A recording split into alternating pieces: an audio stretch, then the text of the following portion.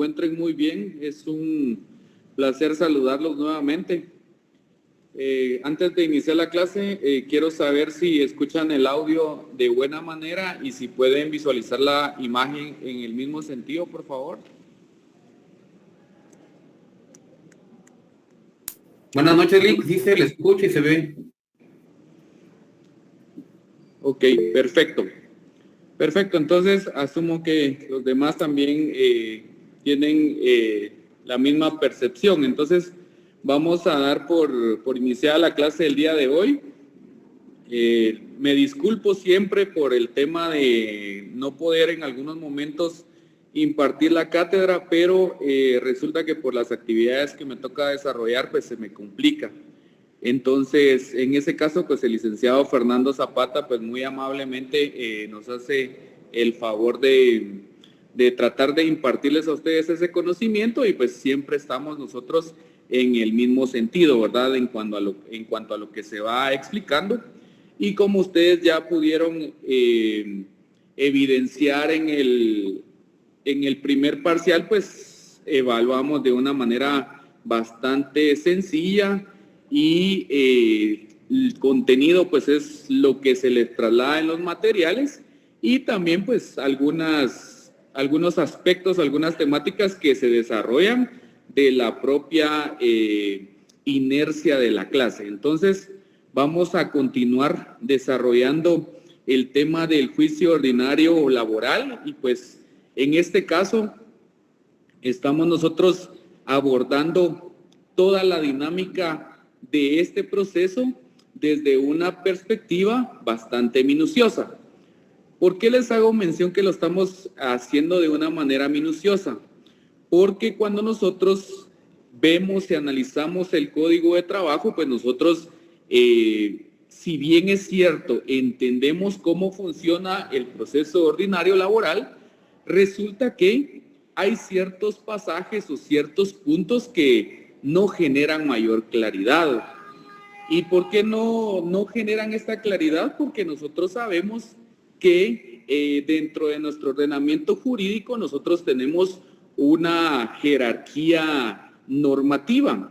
Y esa jerarquía normativa no solo existe por la suerte, sino que tiene una explicación no solo en cuanto a quiénes son las autoridades competentes para emitir las disposiciones, sino también en un aspecto de desarrollo de normativas.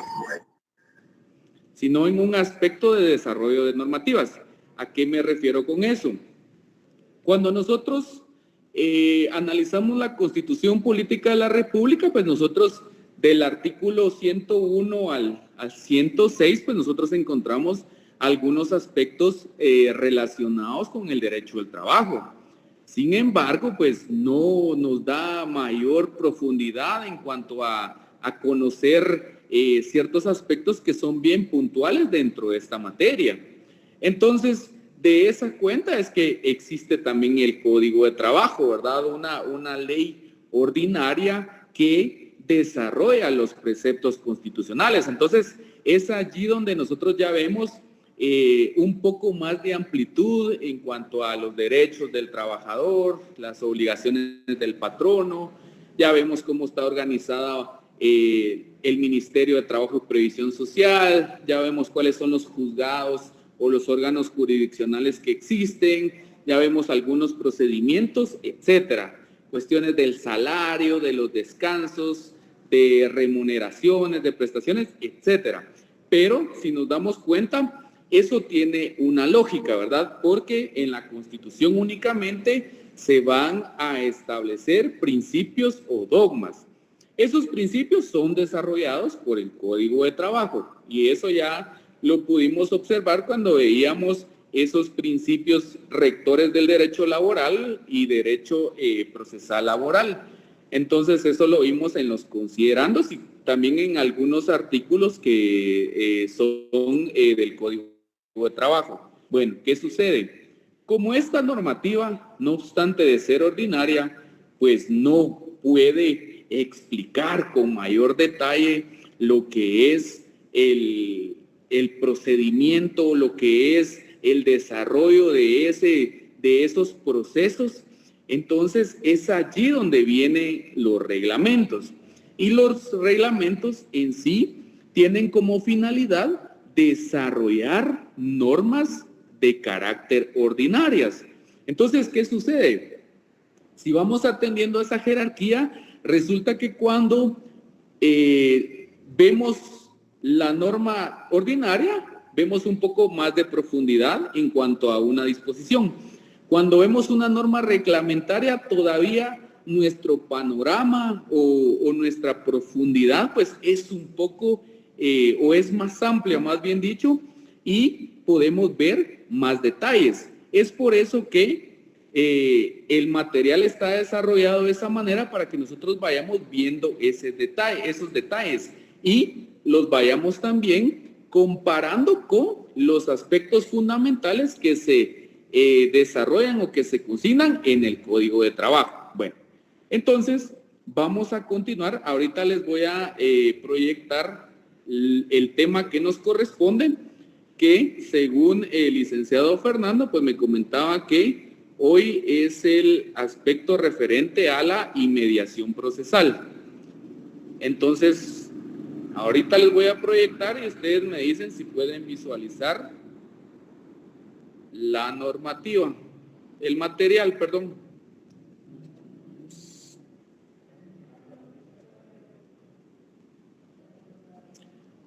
¿Me dicen si pueden observarlo, por favor? Sí se ve, Lic. Sí se ve, licenciado. Ok, perfecto. Bueno, entonces, ¿se recuerdan que cuando nosotros desarrollamos algunos principios del derecho del trabajo y procesales, pues hablábamos de la inmediación? Y necesito que uno de ustedes pues me indique qué es la mediación o como principio procesal, ¿qué recordamos de la inmediación? Por favor, ¿alguien que quiera participar?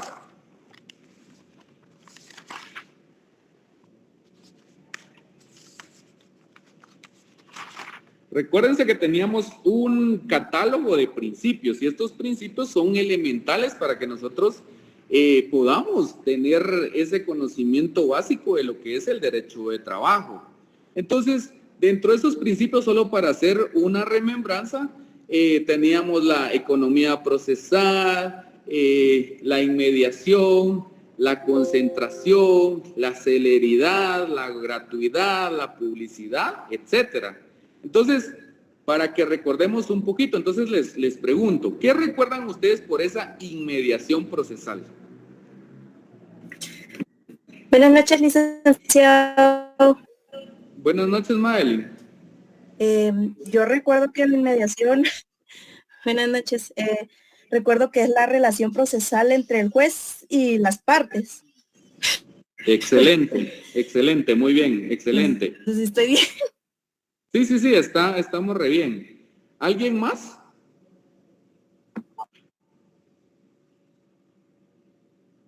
Bueno, entonces, miren, pues, para que nosotros lo entendamos de mejor manera, nosotros tenemos que relacionar el término inmediación con inmediato. ¿Y qué significa inmediato para ustedes en el lenguaje común, en nuestra vida cotidiana? ¿Qué es lo inmediato?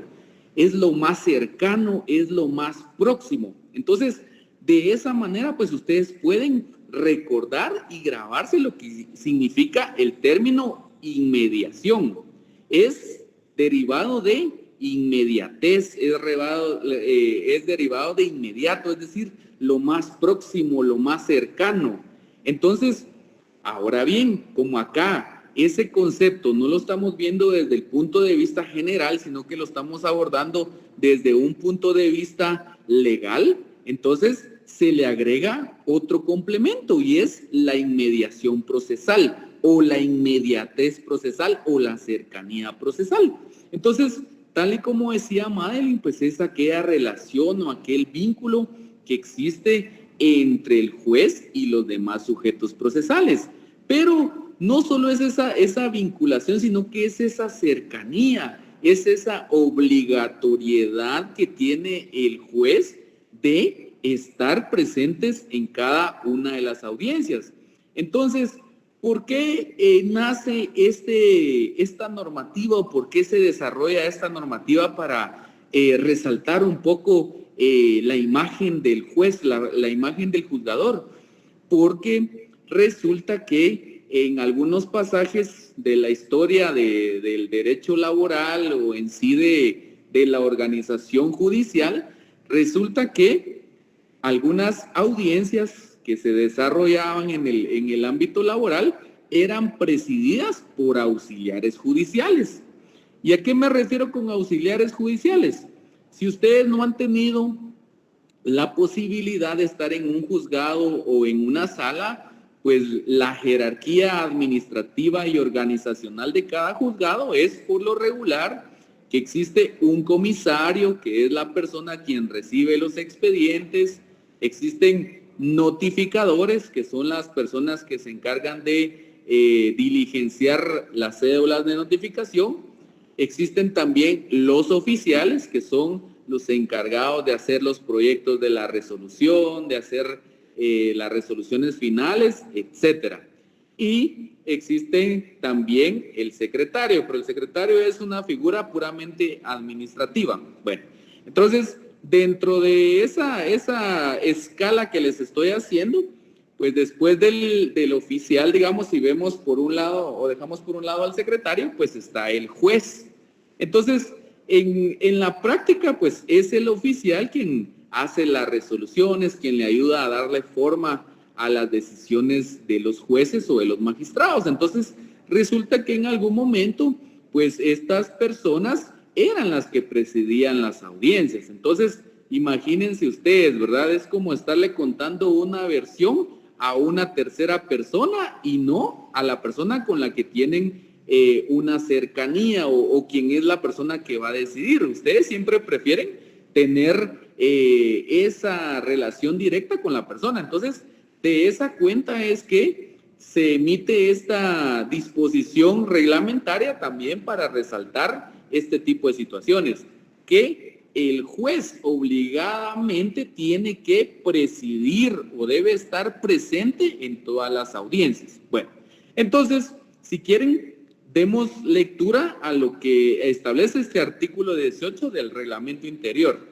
Las audiencias serán conducidas por el juez en primera instancia o el magistrado presidente en sala de apelaciones. Bueno, eso ya lo explicamos en algún momento, ¿verdad? En primera instancia, los que tienen a cargo la judicatura son los jueces y en segunda instancia, que ya es una sala de la Corte de Apelaciones, quienes integran ese órgano jurisdiccional, pues son los magistrados de sala. Es decir, hay una diferencia entre estos funcionarios y también lo que son los jueces de primera instancia, ¿verdad? Los jueces estamos en primera instancia y los magistrados en segunda instancia.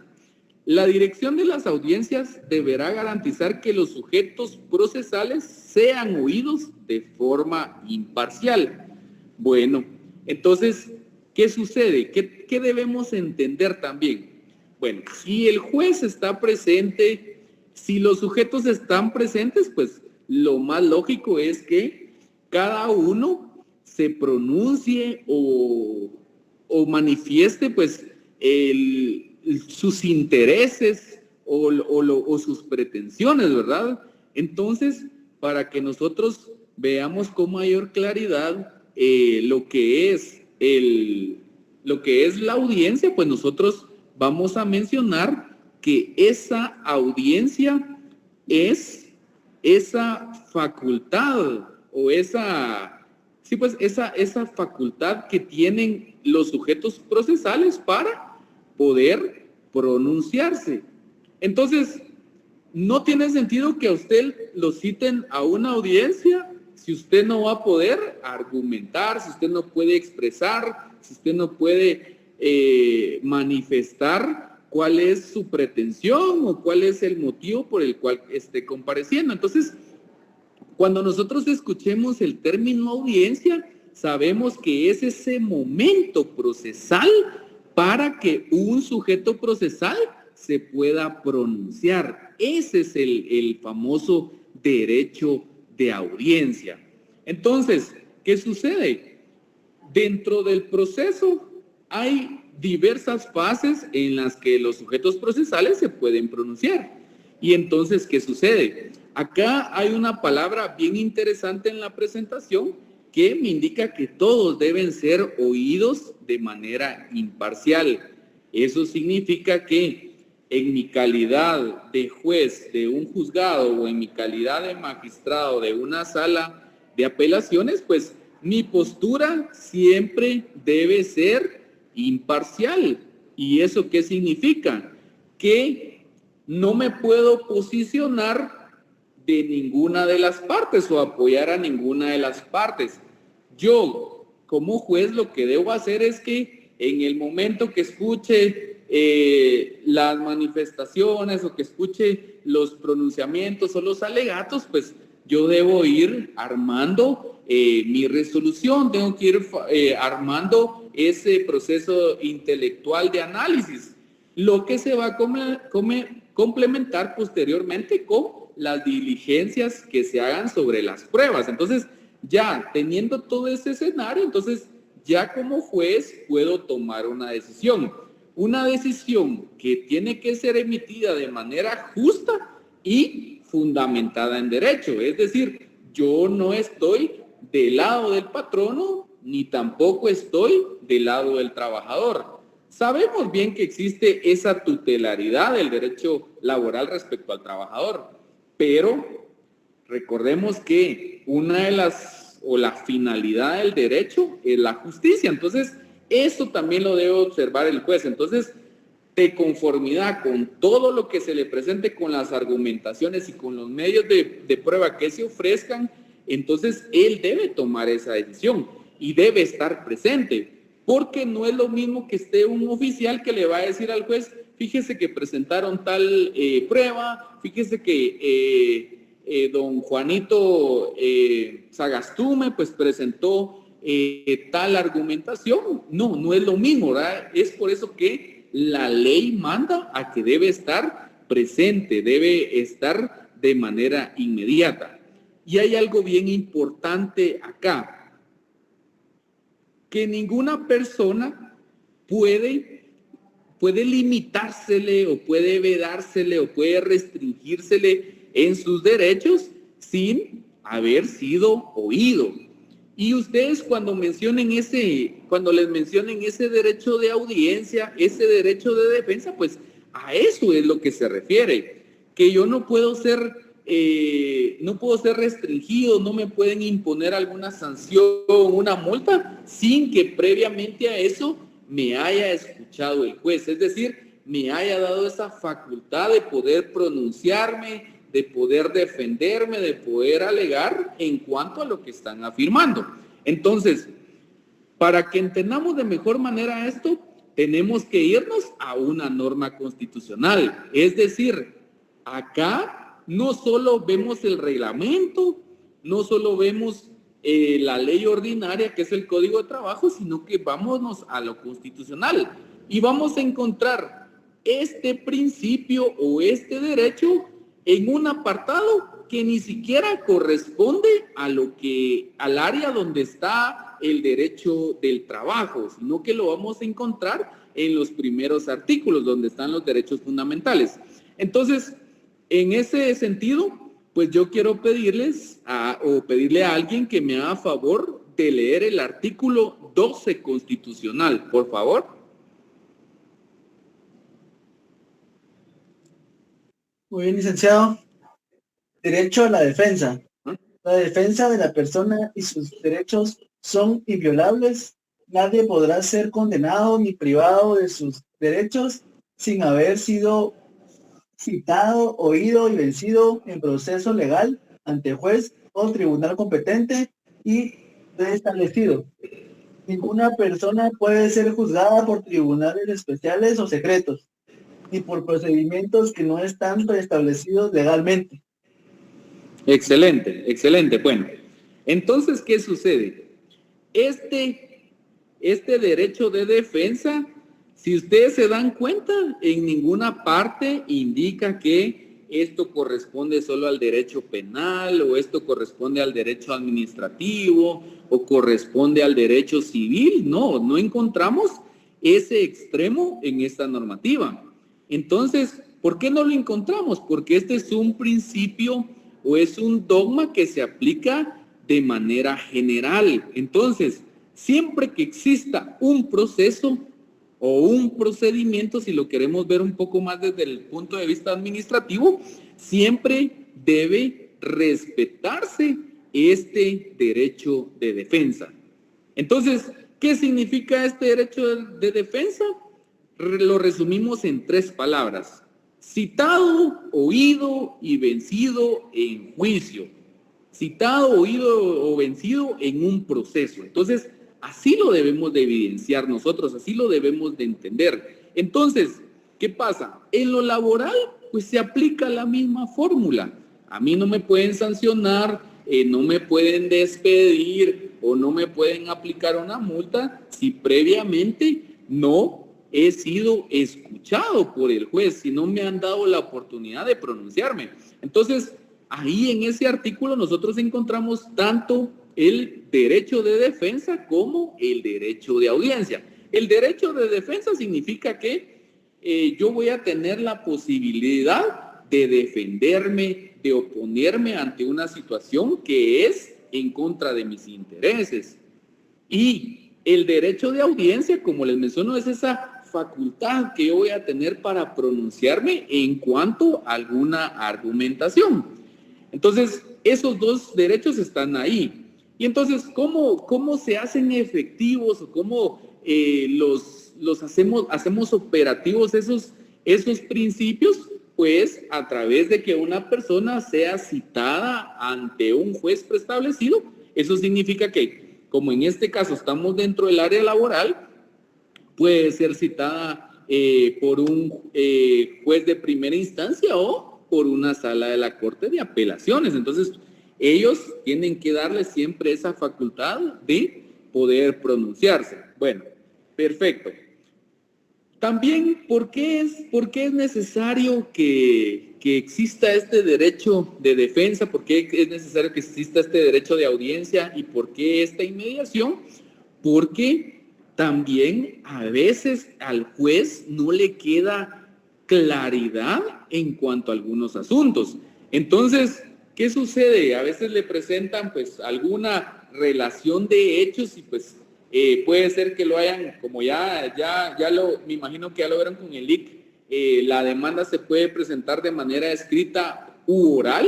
Entonces, si esta demanda, digamos, la admiten para su trámite, pero el juez tiene alguna duda en cuanto a algún apartado de la demanda o en cuanto a alguna afirmación, pues entonces el juez tiene también la potestad de poder preguntarle a los sujetos procesales para que aclaren, para que amplíen su declaración o amplíen sus escritos, su demanda, etcétera. Entonces, también funciona desde este punto de vista. Bueno, y ojo también con esto. Todo lo que les acabo de mencionar, eso funciona siempre dentro de un régimen de legalidad. ¿Y qué significa eso? Que todas las reglas ya están establecidas, es decir, nada de lo que yo les estoy diciendo es un invento de mi persona o es un invento de otro catedrático, no, lo estamos viendo desde normas jurídicas, ¿verdad? Ya vimos lo que establece el artículo 18 del reglamento interior y también ya vimos lo que establece la Constitución. Entonces lo estamos viendo a la luz de una normativa que se encuentra vigente. Bueno, ¿y qué sucede? Hay otro término que también se mezcla o que lo hemos escuchado constantemente y es el debido proceso. Les pregunto, ¿ustedes han escuchado el término debido proceso? Sí, licenciado. Va. Si lo han escuchado, para usted, ¿qué es o para ustedes qué es el debido proceso? Ya vimos el derecho de defensa, ya vimos el derecho de audiencia, ya sabemos en qué consiste, ya vimos la legalidad también en qué consiste, y ahora les pregunto, ¿y el derecho de defensa, el debido proceso, en qué consiste? ¿O cómo lo entienden ustedes?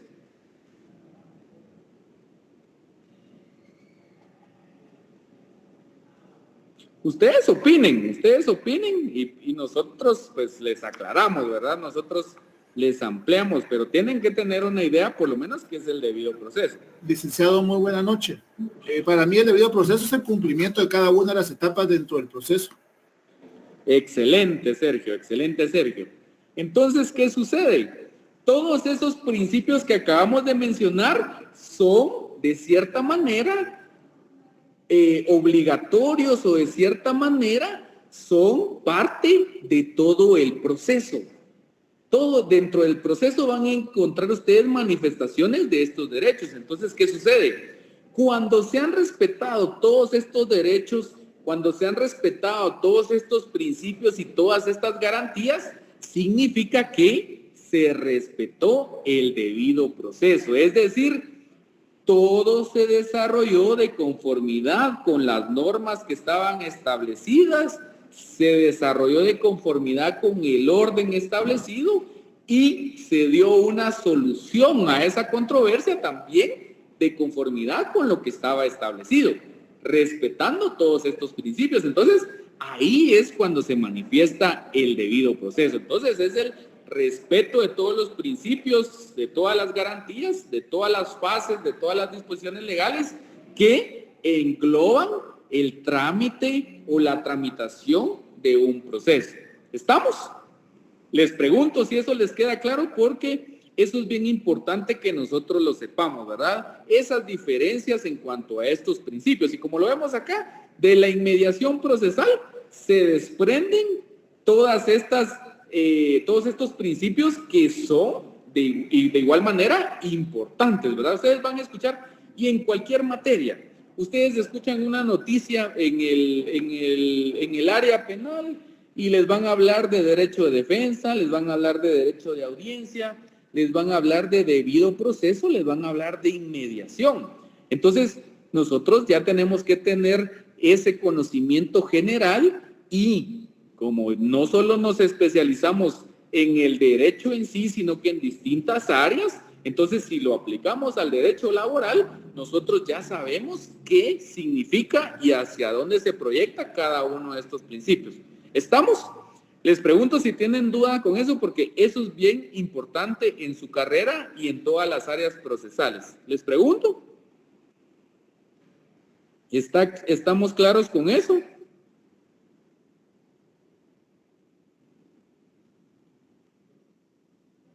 Ok, perfecto. A los que me escriben, supongo que sí. Los que no me escriben, el silencio me indica que todo está perfecto. Bueno, vamos a continuar. Entonces, voy a proyectarles nuevamente para que ustedes puedan ir, digamos, teniendo ese orden también en cuanto a lo que estamos desarrollando.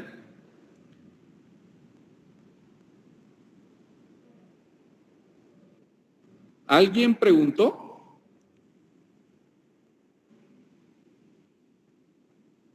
¿Alguien levantó la mano, no? No, Lic. Ah, cuénteme.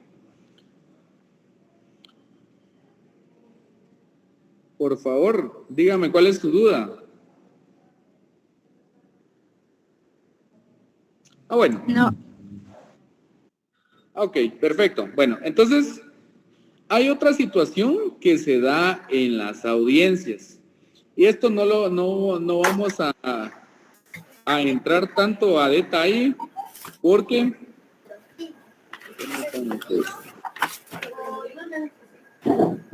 solo vamos a silenciar acá. Bueno, entonces les decía que hay otra situación que se da en las audiencias, y es el poder disciplinario. ¿Y esto qué significa? Resulta que cuando se está desarrollando alguna audiencia, pues como ya sabemos, pues son de naturaleza pública. Cuando decimos que es de naturaleza pública, pues estamos haciendo énfasis en que cualquier persona pues puede ingresar, ¿verdad?, a observar cómo se está desarrollando esta audiencia. Les voy a suplicar si pueden apagar su micrófono, por favor. ¿Tienes tu micrófono puesto?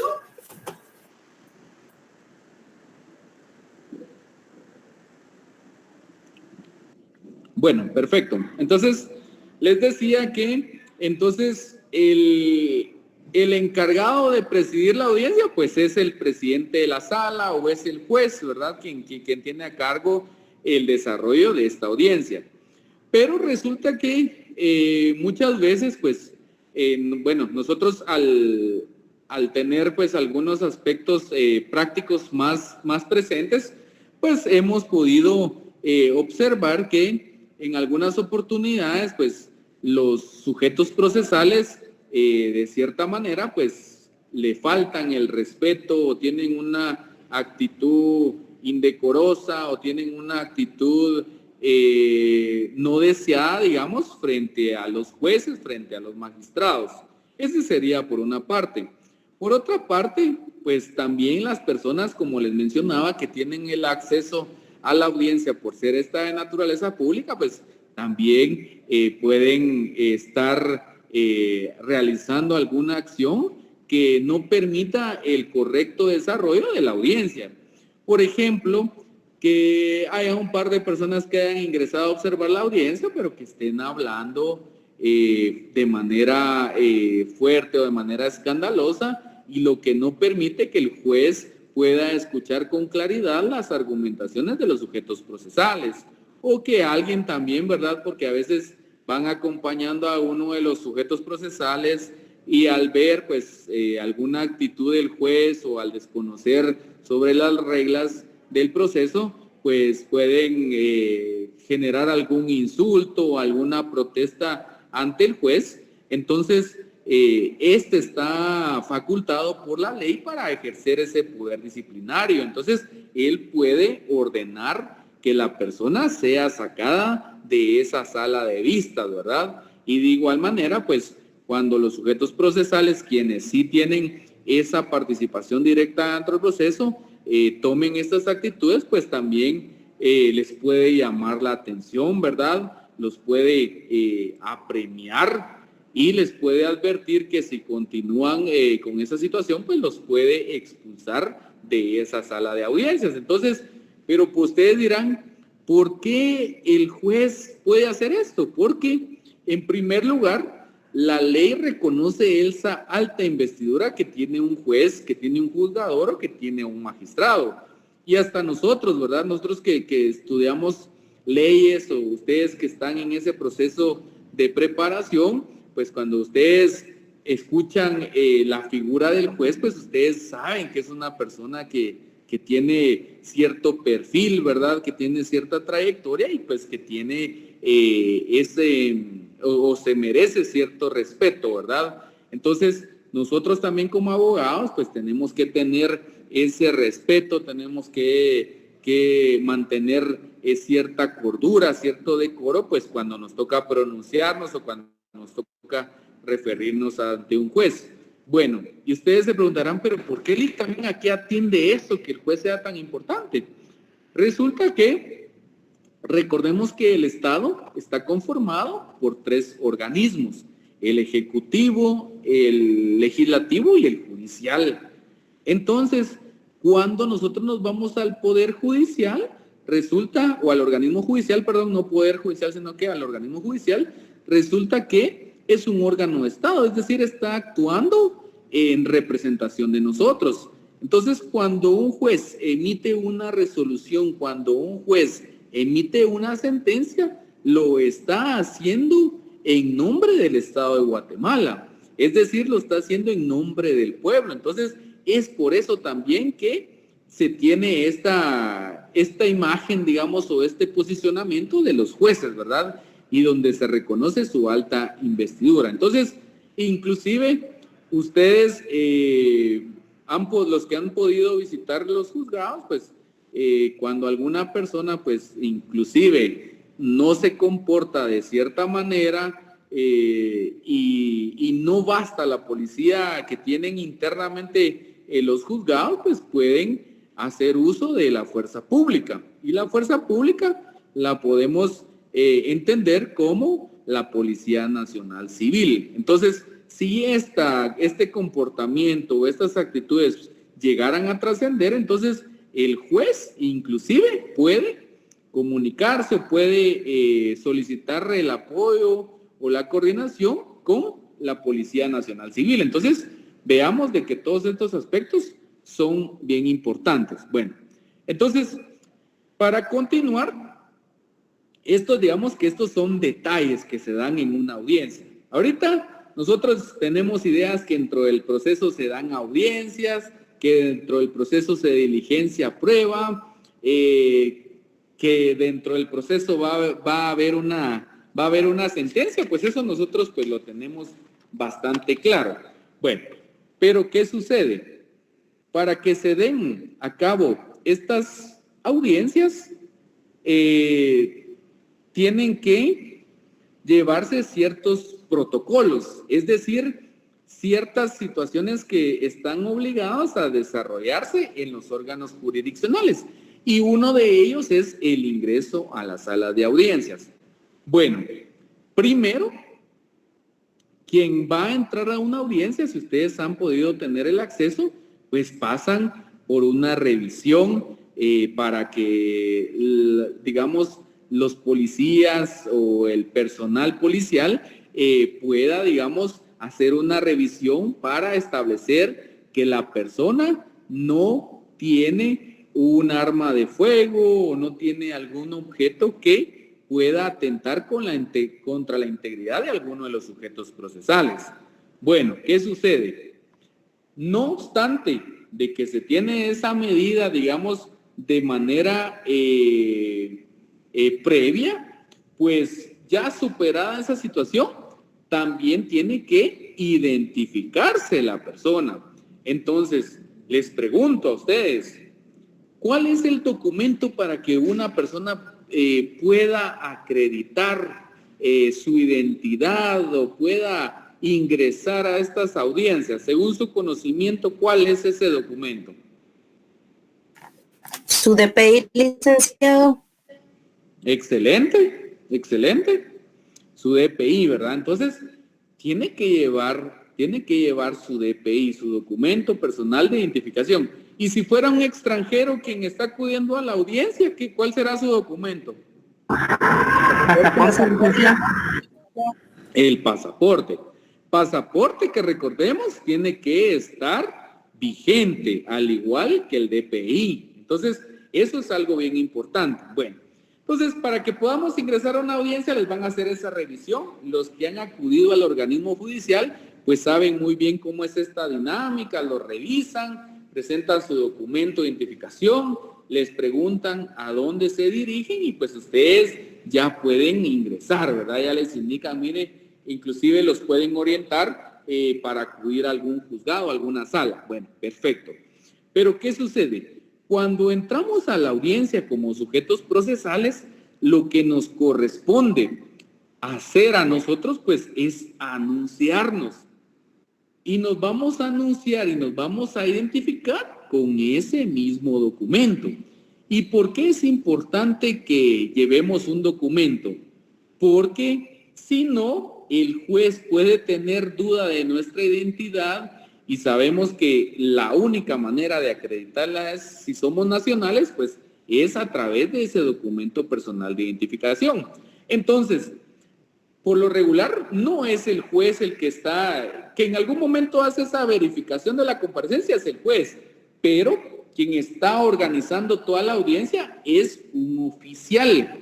Y este oficial es una persona que tiene a cargo, como les mencioné, el apoyo a los juzgadores, el apoyo a los magistrados. Entonces, él es el que se va a encargar de hacer esa verificación previa de los sujetos procesales. Entonces, yo como abogado, pues, no es necesario que presente mi DPI, sino que únicamente mi carnet de colegiado activo.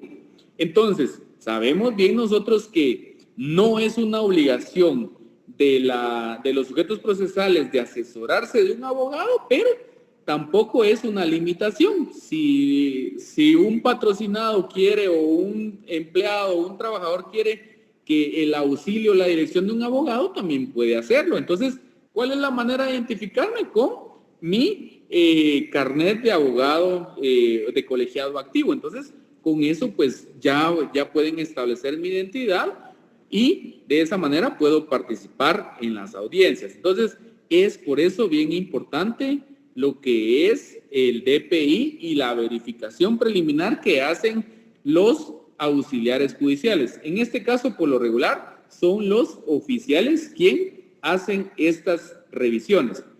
También, este oficial se va a encargar de grabar por el mecanismo que más sea idóneo o el más adecuado la actuación que se va a realizar, la audiencia que se va a realizar. En este momento, y dadas las circunstancias de la modernización, pues ahora ya no solo se levanta un acta donde se hace constar todo lo que se desarrolló en la audiencia, sino que ahora ya se generan videoconferencias, es decir, ya hay un soporte digital, no solo de audio, sino que muchas veces de imagen de lo que sucede en las audiencias. Y entonces, esto es algo muy beneficioso tanto para los sujetos procesales como para el juez, porque a través de ese soporte digital puede quedar evidenciado todo lo que se desarrolló en una audiencia. Y es decir, nadie puede decir, fíjese que eso no lo dije, o fíjese que esa afirmación en ningún momento la hice, o no puede decir el juez, fíjense que ese medio de prueba nunca me lo ofrecieron o no lo diligenciaron, cuando está en estas grabaciones que sí se realizó. E inclusive, para tener esa legalidad y esa transparencia en la función judicial, pues las partes también pueden solicitar una copia o un disco o ¿qué les puede ser? Un archivo que se los trasladen a través de una USB para que ustedes puedan tener la audiencia también. Entonces, eso es bien importante. Algunos alumnos a veces me han preguntado, mire, Lic, fíjese que yo necesito un expediente de tal audiencia o de tal proceso, y muchas veces pues no se los dan cuando van a los juzgados. ¿Y por qué es que no se los dan? Porque resulta que ellos no están apersonados dentro de ese proceso, es decir, no son parte de ese proceso. Entonces, por lo tanto, pues no les podrían dar una copia o una grabación de esas audiencias. Entonces, ¿cuál es el momento cuando yo ya puedo solicitar este tipo de actuaciones? Cuando los expedientes se encuentran fenecidos. ¿Y qué significa el término fenecidos? Que los expedientes ya terminaron todas sus fases, es decir, ya se agotaron todos los recursos ordinarios y extraordinarios, y por ende la resolución final o la sentencia está firme, es decir, ya no hay nada que hacer con ese expediente. Entonces, esos expedientes se envían al Archivo General de Tribunales. Entonces, ustedes ahí sí pueden abocarse y pedir esas actuaciones, porque ya no genera ninguna suspicacia, ya no hay ningún perjuicio para ninguna de las partes procesales, de los sujetos procesales. En cambio, cuando está en tramitación, pues los únicos que tienen acceso a eso, pues son los sujetos procesales. ¿Estamos? Les pregunto, ¿tenemos alguna duda con esta situación? No, licenciado. Va, perfecto. Miren, pues, los que lo han vivido, pues qué magnífico, que han tenido ese acercamiento yendo a un juzgado. Lo más común es que uno vaya a torre de tribunales, ¿verdad? Que es ahí donde están los juzgados penales, pero sabemos, o los que no lo saben, pues tenemos un centro de justicia laboral, el cual está ubicado en zona 10. Entonces, ahí es pues un edificio que tiene una mejor infraestructura, que tiene una mejor presentación, les podría decir. Cuando ustedes puedan, vayan, porque en el momento que a ustedes les toque litigar, si les toca aún su caso laboral, ustedes saben a dónde acudir, saben dónde están los juzgados, ya saben cómo funciona la dinámica del registro, de la revisión, e inclusive algo bien importante.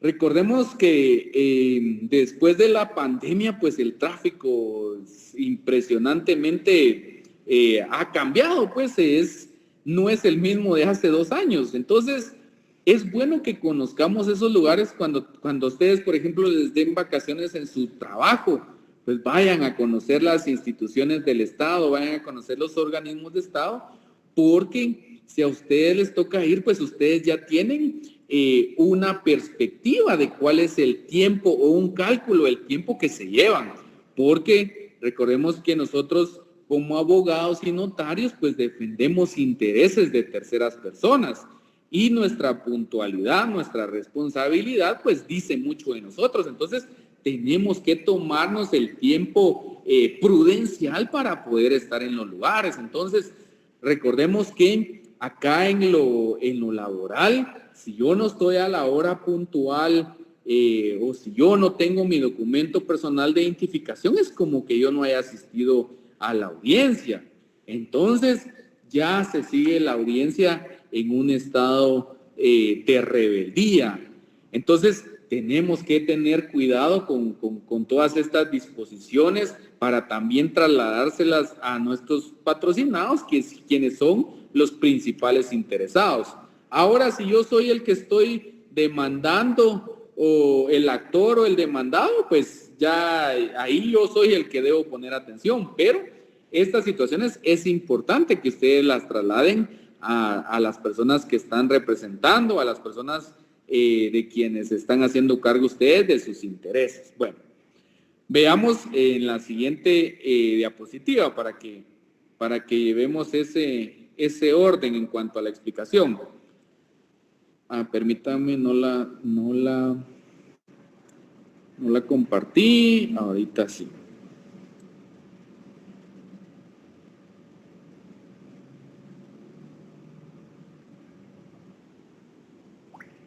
Perfecto, pueden verla ahí. Entonces, si por algún motivo imprevisto no se efectúa la audiencia, el juez señalará día y hora para su realización, comunicándolo oportunamente a las partes. Si la audiencia no se realizó por alguna deficiencia en la tramitación del proceso, se adaptarán los correctivos del caso. Bueno, entonces, ¿qué sucede con esta situación? Les pregunto a ustedes, ¿por qué motivo se podría suspender una audiencia?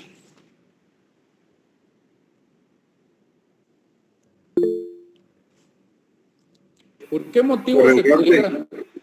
Por error de dirección, licenciado. Por no notificar la dirección no notificar la dirección. Exacto. Ese podría ser un motivo. Es decir, el juzgado me dijo que yo me tenía que apersonar a la 20 calle 15-20 de la zona 9 y resulta que resulta que la sede del juzgado se encuentra en zona 10. Entonces, ese sí podría ser un error atribuible al juzgado, al juzgador o a la sala de apelaciones. Entonces, en este caso, podría suspenderse esa audiencia. Bueno, pero... ¿Por enfermedad, Alex? ¿Por enfermedad? Excelente, por enfermedad. Bueno, por enfermedad, pues también se permite que se puedan excusar las partes de presentarse. Pero, ojo, no, algunas veces, digamos, debe tenerse ciertas condiciones para aplicar a este beneficio, porque al final es un beneficio. Es decir, a mí me tenían programada mi audiencia hoy, pero resulta que como no voy a ir, pues lo más lógico es que se dicte una rebeldía para mi persona. Pero como voy a tener una causa de justificación, entonces para que pueda hacerse efectiva, deben tenerse ciertos aspectos. Bueno, veamos cuáles son estos aspectos. ¿Quién me hace favor de leer el artículo 336, por favor, del Código de Trabajo.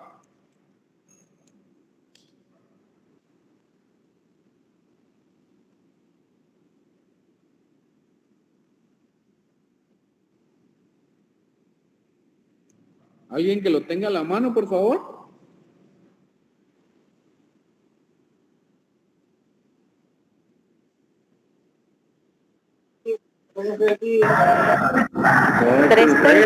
Licenciado. 336, por favor, Cindy.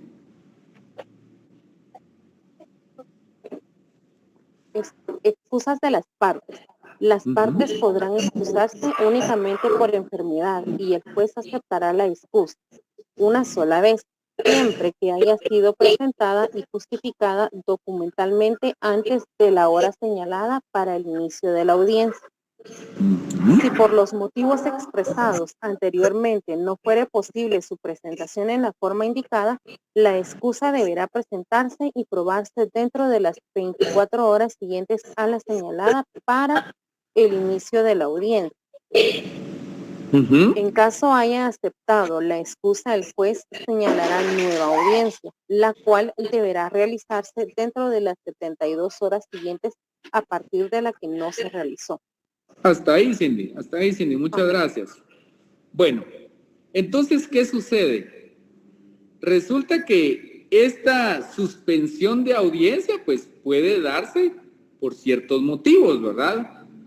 Digamos, si lo vemos desde el punto de vista legal, es lo que acaba de hacer favor de leer Cindy. También podemos tener aspectos coyunturales o contextuales de nuestro país. Algo, por ejemplo, estas famosas manifestaciones de pues algunos grupos que no están conformes con alguna situación del país, pues es algo del conocimiento público y pues saben que la persona ni porque haya salido a las 3 de la mañana de su casa puede llegar a una audiencia que está señalada a las 8 de la mañana, a las 9 de la mañana. Entonces, son ciertas situaciones especiales. Digamos, esto es muy, digamos, variable en cuanto a la realidad del país. Ahora bien, cuando no se está sujeto a una de estas situaciones, entonces nos vamos a lo puramente legal. Entonces, de conformidad con lo que acabamos de leer, existen dos momentos para que nosotros podamos presentar una excusa y de esa manera pues se pueda suspender la audiencia, ¿verdad? Y se pueda reprogramar una nueva audiencia. ¿Cuáles son esas dos disposiciones? Les pregunto, ¿cuáles son esos dos escenarios donde se da esta situación? De conformidad con lo que acabamos de leer, ¿cuáles son esos dos presupuestos que me da la ley?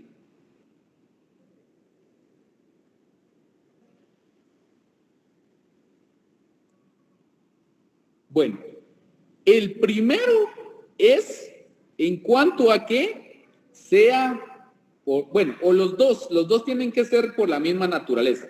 Los dos es porque la persona quien debe acudir y que fue debidamente notificada, pues está padeciendo pues algún quebranto de salud, es decir, se encuentra enfermo.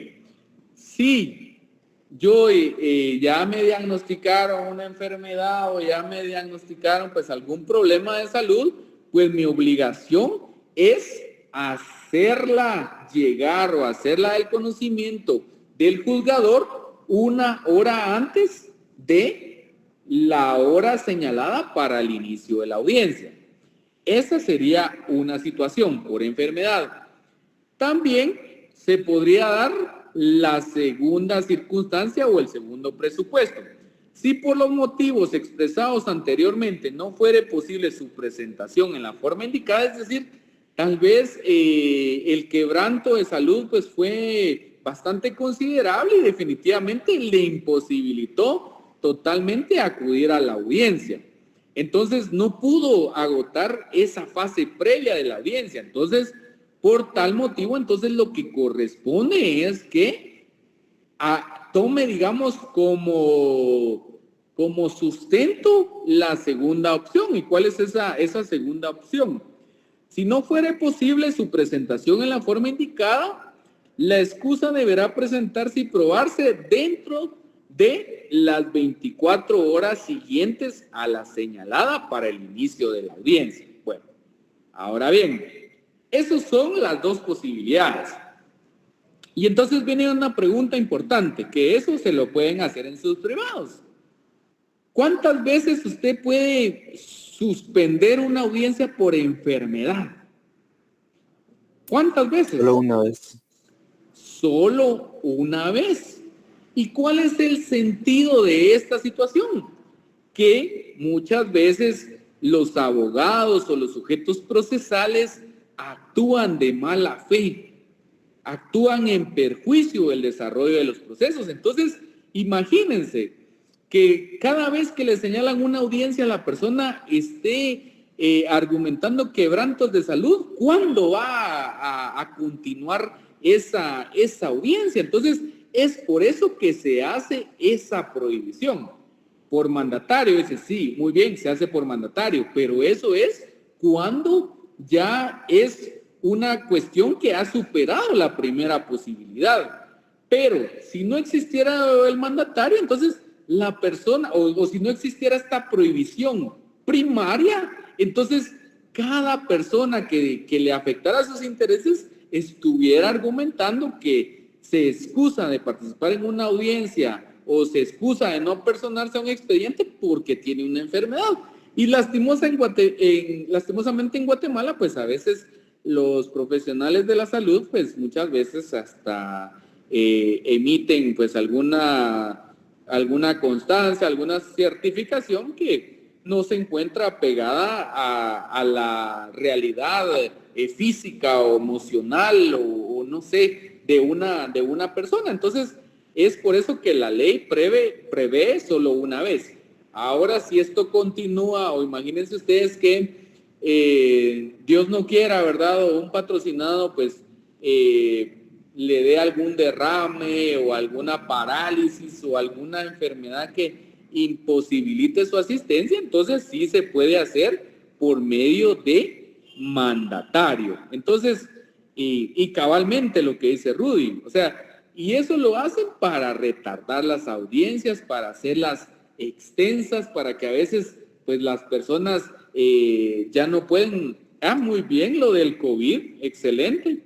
Entonces, por ejemplo, cuando en este caso del COVID, pues es una circunstancia bastante excepcional, porque tanto cuando se emitió este código de trabajo como cuando se emitió la constitución política o cuando cobró validez ciertos tratados internacionales en materia laboral, resulta que no existía el COVID, ¿verdad? Ustedes, es algo que vino a distorsionar la realidad, vino a cambiar totalmente. Entonces, cuando se dieron estas situaciones, pues los juzgados debieron o tomaron otras acciones que, si bien es cierto, no estaban previstas en la ley, pues ellos tenían que resolverlas de la manera más justa, ¿verdad?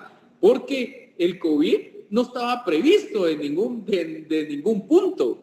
Entonces, cuando se dan estas circunstancias, los juzgadores también deben actuar también de conformidad a la realidad, de conformidad a la justicia, a la equidad y de conformidad, ¿verdad?, a que avancen, a que la tramitación de los expedientes sea de una manera ágil y eficaz, ¿verdad? Entonces, ese ejemplo del COVID es fantástico. Entonces, en esta situación creo que muchas veces no se respetaron las reglas preestablecidas, pero no se respetaron, ¿por qué? Porque muchas veces la realidad supera a la normativa que nosotros tenemos vigente. Entonces, el COVID nos superó y por mucho. Entonces, ¿qué pasa? Si se da uno de estos presupuestos, entonces, ¿qué sucede? El juez debe señalar o programar una nueva audiencia dentro del plazo de 72 horas. Entonces, eso es bien importante. Entonces, ya el IC Fernando les dijo, bueno, cuando usted presenta su demanda, entonces ya sea de forma oral o escrita, entonces viene el juez y tiene que emitir una resolución donde le da trámite, donde calificó esa demanda posteriormente debe notificar esa resolución.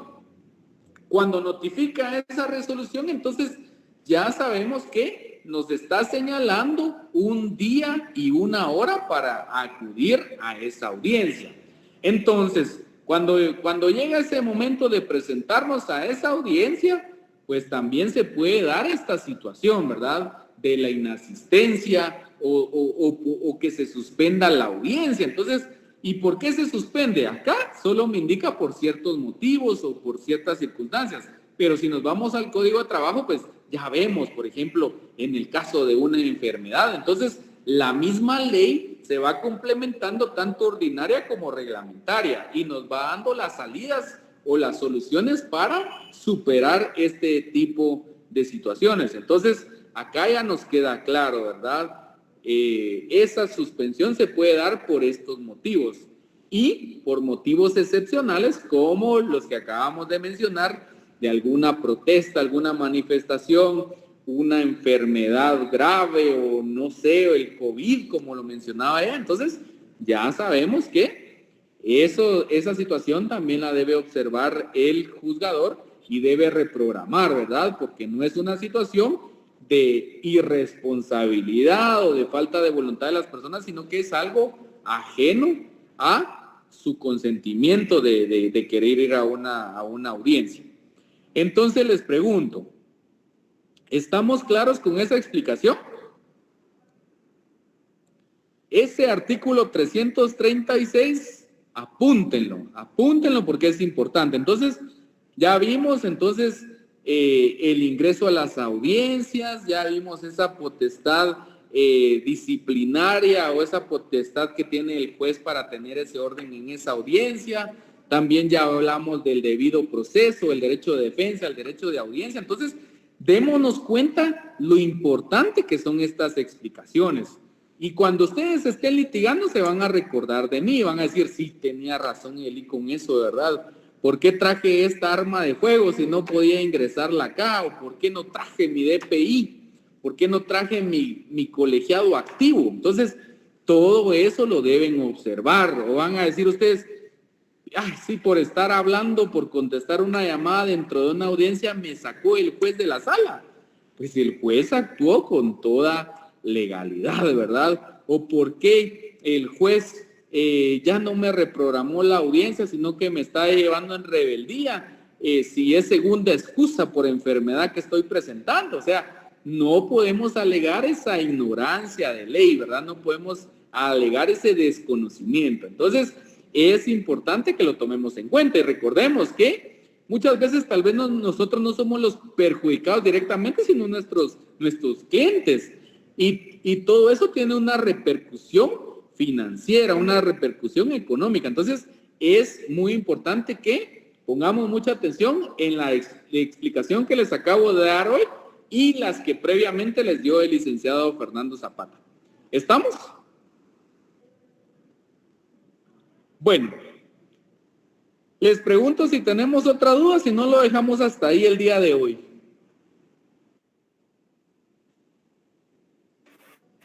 Licenciado, según lo que usted ha estado hablando, son 24 horas, un día para presentar la certificación médica, ¿verdad? Exacto, cuando no sí. No se pueda presentar previamente. Sí, pero el juez entonces le da 3 días para volver a reprogramar la audiencia. ¿Eso es así? Sí, porque si contamos las primeras 24 horas y las 48, y no es que le vaya a dar las 72, sino que son dentro de esas 72. Pero si él en verdad está enfermo, ¿verdad? Y su enfermedad es, en 3 días no se levanta, ¿qué hace el juez ahí? Él tiene que nombrar un mandatario. Ahí está en la siguiente parte, si vemos el último párrafo. Tiene que nombrar un mandatario para que lo pueda representar. Sí, lo que pasa es que como vamos en un orden aquí, a mí me interesaba que entiendan ustedes la primera parte. En caso, les voy a leer lo que indica el último párrafo. En caso persista la causa de la excusa, las partes deben designar un mandatario para que lo represente, otorgándole facultades suficientes, incluso para presentar confesión judicial, cuando ésta se hubiera pedido prestar en forma personal. En este caso, si el mandatario no está suficientemente enterado de los hechos, se le declara confeso. Entonces, es prácticamente esa representación que usted va a designar en otra persona. Entonces, por eso es que se hace, porque realmente, digamos, las personas se enferman, pero es muy poco probable que sea por un tiempo indefinido. Son casos muy contados. Entonces, pero como llevan constancias de médicos o llevan constancias de algún laboratorio o centros clínicos, entonces para que no se atrase y para agilizar, para que sea más expedito el trámite, entonces si se va a estar obstruyendo la tramitación por esta situación, entonces, ¿qué prevé la ley? Nombre a un mandatario, nombre a una persona que lo represente en juicio, ¿verdad? Y otórguele las facultades que sean suficientes. En este caso, un mandato judicial, ¿verdad? Un mandato para que pueda prestar una confesión judicial, una declaración judicial, etcétera. ¿Estamos? Sí, licenciado, muy claro, muy amable. Gracias. Vale, perfecto. Entonces les pregunto a los demás, ¿tenemos alguna duda respecto a esta situación?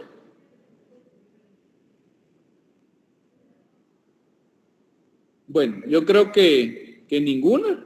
Entonces vamos a dar por finalizada la clase del día de hoy. Ya les trasladamos las diapositivas de esta unidad.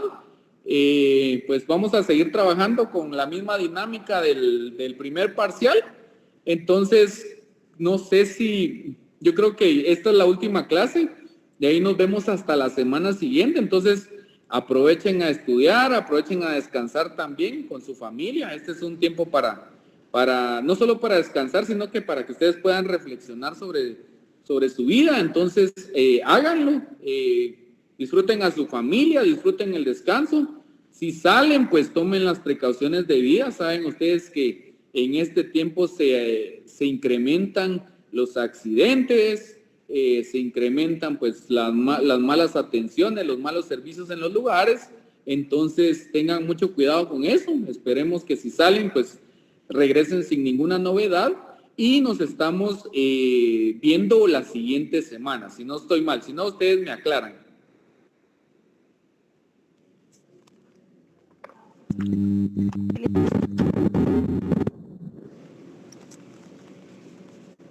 Bueno, entonces damos por finalizada la presente. Pasen una feliz noche, pasen una feliz Semana Santa. Cuídense bastante. Buenas noches. Gracias, licenciado. Gracias, feliz noche. Gracias, feliz noche. Feliz noche.